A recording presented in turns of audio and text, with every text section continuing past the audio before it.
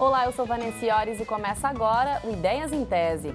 Um programa pensado para discutir a importância da pesquisa acadêmica com doutores formados pela Unicinos. A entrevistada de hoje é Daiane Seolim, que apresentou a tese de doutorado no programa de pós-graduação em Geologia da Universidade. Olá, tudo bem? Seja bem-vinda. Oi, tudo bem, obrigada. Certo, Daiane, a gente começa então com o título da tua tese, que foi o seguinte: Taxonomia e aspectos paleoecológicos dos ostracodes do Maastrichtiano Daniano, formações Raguel e Roca, da seção de Cerro Azul, General Roca, Bacia de Neuquén, Argentina. Certo. Bom, então, Daiane, por que então fazer essa pesquisa? Como é que surgiu essa ideia? Essa ideia surgiu em 2010, quando eu finalizei a minha dissertação de mestrado. Na ocasião, a pessoa que foi da minha banca era uma professora muito renomada lá da Argentina, e ela me ofereceu esse material, um material muito rico. A Bacia de Neuquén, por si só, no mundo científico, todos sabem que ela é uma bacia que tem um alto grau de preservação do conteúdo fossilífero, tanto dentro dos microfósseis quanto dos macrofósseis, que são os dinossauros e esses animais maiores. Então, na ocasião, ela me ofereceu esse material, que era um material muito rico, muito diversificado, que teria um grande potencial para ser uma tese de doutorado.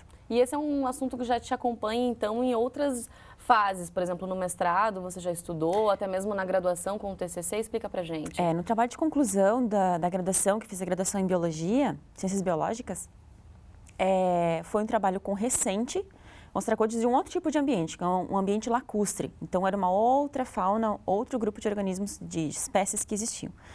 Depois, no mestrado, eu passei a estudar os ostracodes fósseis. Então, também que é um outro mundo, porque eu estudo animais de 100 milhões de anos atrás. Então, foi um período de grande aprendizado para mim no mestrado, para depois, então, estar preparada para o doutorado. Certo. E o teu projeto de ingresso do doutorado, ele permaneceu mesmo, então, na pesquisa ou ele teve alterações? Não, ele teve alterações. Quais foram elas?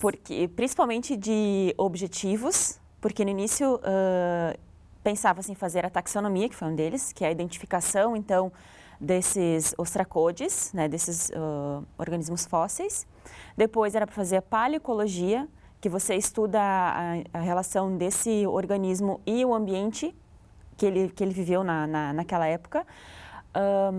Bioestratigrafia, que é você fazer todo o reconhecimento das espécies ao longo da seção de estudo, a distribuição delas. E a paleobiogeografia também, que é você relacionar as espécies que existiam ali naquela região com outras que existiram na mesma idade, que eram África, Austrália, na época que elas estavam muito mais próximas, uma outra configuração geográfica do que hoje existe. Então, como era muito material, muita coisa, era para serem feito com 5 perfis, 5 localidades de lá, 5 afloramentos de lá. E no início do estudo, com a preparação das amostras, toda a triagem que você faz, toda a coleta, primeiro você prepara essas amostras que elas vêm do campo, você coleta, retira esses microfósseis do sedimento e aí você faz todo esse estudo. Então, optou-se por reduzir de 5 afloramentos para apenas 1, porque era muito material, um material muito rico, muito diversificado. E como é que foi o desafio de pesquisar esse tema, apesar de você já ter essa familiaridade, esse contato, ter esse material disponibilizado pela professora, né? Como é que foi esse desafio? Foi muito grande, porque como os ostracodes, esse grupo de microcrustáceos, ele tem características específicas, o endemismo é muito próprio dele. Então, o que é um endêmico? Cada lugar que você estuda, cada região, existem espécies que são próprias daquela região. Então, foi todo um conhecimento, uma busca na literatura para tentar identificar essas espécies e, além disso, então, descobri que existiam muitas coisas novas que ainda não se havia estudado, que foi um dos artigos científicos que foi desenvolvido na minha tese, que é a publicação, então, desses dados novos para a ciência, principalmente para aquela região da Argentina. Que a gente pode comentar mais sobre isso, mas ainda em relação a esse referencial teórico, né? Como é que foi, então, essa busca por esse material para você poder ter esse embasamento? Primeiro, a gente faz todo um apanhado geológico da região, de estudos, para você entender, porque a gente une muito a paleontologia com a geologia, né? Então, você tem que entender primeiro como que se formou aquela bacia, como se formou aquele lugar, um contexto geológico, e aí, então, entender, existia um mar naquele lugar que hoje não existe, entender como era aquele ambiente no passado. Então, você faz todo um apanhado de trabalhos Você entende essa parte e depois você parte para os trabalhos dentro da micropaleontologia que existiram no local, especificamente então os ostracódeos, para depois você fazer toda essa correlação na integração dos dados finais. Certo. E como é que estava a tua trajetória profissional nesse período? Quer dizer, você teve a possibilidade de ter dedicação integral nesse momento da pesquisa? Como é que foi? Explica Da pesquisa, pra gente. sim. Desde o mestrado, eu não trabalhei efetivamente dentro da área ainda. Terminei o mestrado com bolsa do CNPq e ingressei no doutorado também nessa outra modalidade com bolsa Milton Valente aqui da Unicinos também. Então, eu tive a oportunidade de dedicação quase que exclusiva para a pesquisa. Eu acho que isso é muito importante, quem tem essa oportunidade, assim, tem que agarrar, porque são 4 anos.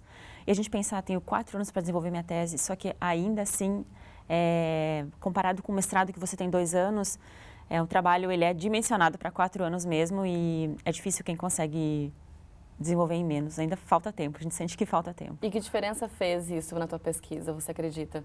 Eu acho que fez a diferença total, porque como era muita espécie nova, muito trabalho novo, que você tem um trabalho de descrever tudo, é muito trabalhoso. Então, eu acho que foi fundamental, assim, eu acredito que se eu não tivesse tido a dedicação exclusiva, eu não teria conseguido terminar com um mérito como eu consegui terminar ela também. Tá certo, Daiane. Bom, Ideias em Tese faz agora um rápido intervalo. É um instante só, nós já voltamos.